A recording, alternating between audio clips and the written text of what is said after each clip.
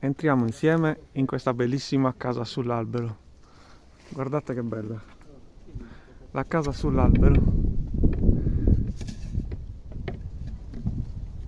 La maniglia per aprire. Si entra. E questa è esattamente sopra un albero. Guardate. Tutta rifinita. Con le sue luci, guardate le luci, e siamo sopra un albero